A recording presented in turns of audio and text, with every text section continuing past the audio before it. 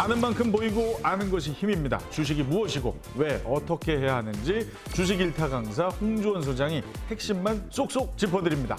주식이 뭐니? 자, 우리 홍주원 소장이 항상 강조를 하죠.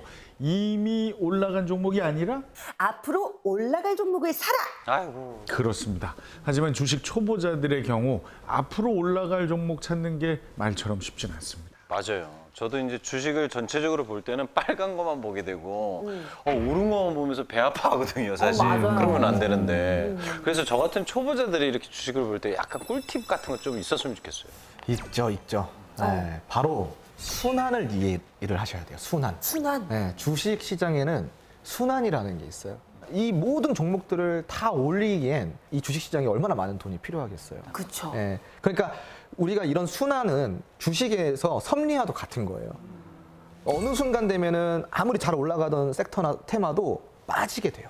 그러면 그 빠질 때 그 틈을 타서 올라가는 테마가 있겠죠. 그런 걸 보고 우리가 순환이라고 해요. 네. 그 홍 소장님 말씀 들으니까 주식은 생물이다. 이런 느낌이 확 와닿네요, 좋은 정말로. 표현이네요. 그렇다면 어떻게 순환이 되는지 그 원리만 잘 알면 우리 진짜 주식 잘할 수 있겠어요? 바로 그거예요. 네, 그래서 지금부터는 그 순환을 이해하는 3가지 팁을 알려드릴 거예요.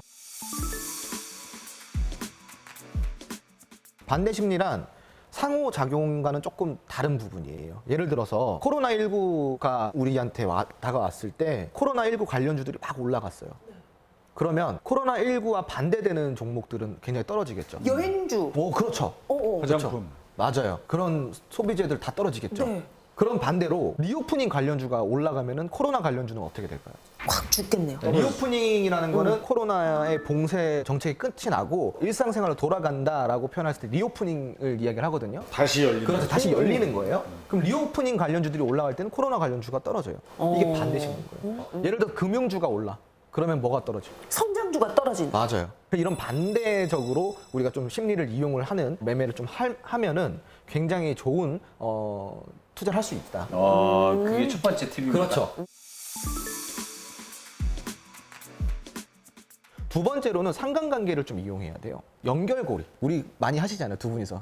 너와 나의 연결고리. 주식 시장에도 이런 연결고리와 같은 것들이 있어요. 예를 들어서 AI가 올라요. 그러면 데이터가 같이 따라오는 거예요.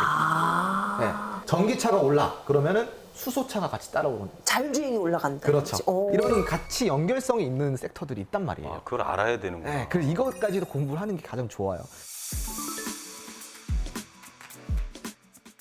그리고 세 번째로는 일상의 자연스러운 주기라는 게 있어요. 뭐 여름 테마나 겨울 테마, 그리고 봄이나 가을에 찾아오는 뭐 구제역이나 아프리카 돼지열병 같은 이런 것들 있죠. 항상 때가 되면 찾아와요. 예를 들어서 폭염 관련주라든가 태풍 관련주라든가 한 4월, 5월쯤에 여름 테마를 우리가 준비할 필요가 있겠죠. 설사 그 공략을 해서 그 태풍이 안 왔다고 하더라도 크게 관계 없어요. 이미 떨어질 만큼 떨어진 자리에서 샀기 때문에 안 오면 팔면 되는 거고. 그렇죠? 겨울 테마 같은 경우는 이제 뭐 난방 관련주라든가 이런 일상적으로 주기적으로 찾아오는 것들을 활용하라. 이런 순환을 이해하면은 주식 시장에서 투자가 조금 더 수월해질 수 있습니다. 네. 그러니까 얘기를 들어보니까 단순히 주식할 게 아니라 그거에 연관성 있는 이 3가지 정도만 알면 자기가 투자를 어디다 해야 되는지를 알게 될 것 같아요. 좋은 뉴스 팁입니다. 같은 것도 좀 많이 봐야 될 것 같아요. 많이 봐야죠. 네. 네. 그리고 이제 뉴스는 참고용이지 절대 뉴스를 보고 따라 들어가 사면 안 돼요. 예를 들어서 조선 슈퍼사이클이 지금 돌아오고 있다는 뉴스가 나왔어. 그럼 이제 뭐 2차적으로 뭘 해야 돼요? 사야 돼요? 사야죠. 아니죠. 그럼 조선업에 관련된 자료를 조금 더 조사를 하고 어떤 식으로 슈퍼사이클이 돌아오고 있는지, 조선업에 지금 관련된 상황은 어떤지, 그러면서 주가가 반영이 됐는지 안 됐는지 그런 것까지 다 체크를 한 다음에 마지막으로 매수를 하는 거예요. 매수하기 전에는 적어도 수십 가지의 사항을 고려를 하고 매수를 하셔야 되는 거죠. 아시겠죠? 네. 너무 좋은 말씀이신 것 같아요. 좀 예전에는 약간 가벼웠어요, 제가. 좀 약간 게임하듯이 약간 이런 마음도 좀 없지 않아 있었거든요. 이젠 그런 게 아니라 네. 꼼꼼히 따져보고 잘 분석해보고 냉철하게 이제 좀 투자를 해야겠다. 자, 이렇게 주식 투자에 대한 알매 확장을 돕는 주식이 뭐니 빨간 계좌를 꿈꾸는 우리 개미들을 위한 홍주원 소장의 노하우였습니다. 기억해 주시고요. 카카오 채널 통해서 주식이 뭐니 검색 후에 친구 추가해 주십시오. 시간상 방송에서 모두 다룰 수 없는 홍주원 소장의 꿀팁 조언은 물론이고 정성호 씨 같은 주식 초보자들도 쉽게 이해할 수 있는 장중 시황을 보실 수 있습니다. 박현아 씨처럼 주식 공부 좀 해봤다 하는 분들 정보가 가장 궁금하실 거예요. 실시간으로 확인하실 수 있습니다. 자, 그리고 주식에 대한 말 못할 고민, 궁금증까지 홍주원 소장이 직접 주식이 뭐니 채널 통해서 속 시원하게 풀어드립니다. 주식의 기본을 다졌으면 이젠 주목해야 할 돈이 되는 주식을 알아봅니다. 주식이 뭐니? 오늘의 주제를 공개합니다.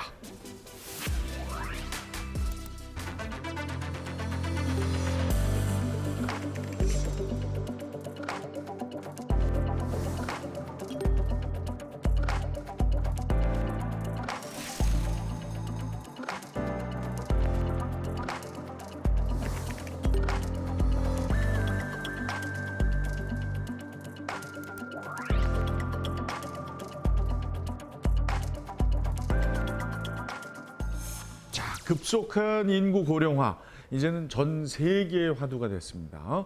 피할 수 없는 시대 흐름인데요. 우리나라는 이미 2000년에 고령화 사회, 2017년에는 고령 사회에 진입을 했습니다. 다가오는 2025년에는 초고령 사회 진입이 예상이 되지요. 네, 맞습니다. 65세 이상을 고령자로 보는데 유엔은 고령 인구가 전체 인구에서 차지하는 비중이 7% 이상이면 고령화 사회라고 합니다. 14% 이상이면 고령 사회라고 해요. 그리고 이 비율이 20%가 넘어가면 초고령 사회로 구분하고 있습니다. 특히 그 우리나라의 고령화 진행 속도가 세계에서 가장 빠른 수준이죠. 굉장히 빠른 수준이고요. 그럴 수밖에 없는 게 인구 분포도에 40, 60 세대가 가장 많단 말이에요. 앞으로는 더 많아진다라는 거예요. 그렇기 때문에 고령화 진행 속도가 굉장히 좀 빠를 수밖에 없는 상황이고요. 2022년 인구주택 총조사에 따르면요. 65세 이상 고령 인구는 약 905만 명으로 전체 인구 18.1%로 역대 가장 높은 수준에 도달했다고 해요. 그러니까 곧 우리나라도 초고령 사회로 진입할 날이 얼마 안 남았다라는 이야기죠.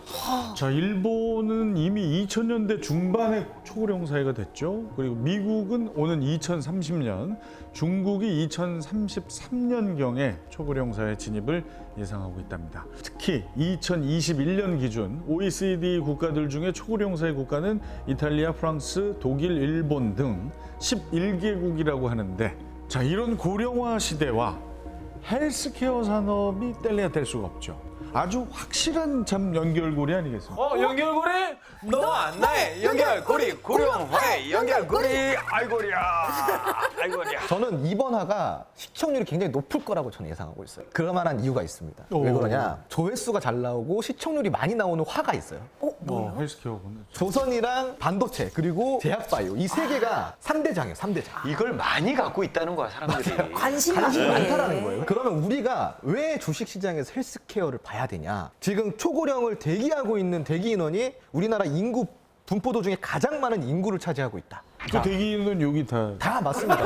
네, 맞아요. 제일 먼저, 제일 먼저. 같이 가는 거지. 아이, 초고령 먼저 만드실 거잖아요. 몇 살 차이 난다고 그걸. 중국이 초고령 사회 만들 때, 네네네. 됐을 때 서경석 씨 초고령 들어가 있거든요.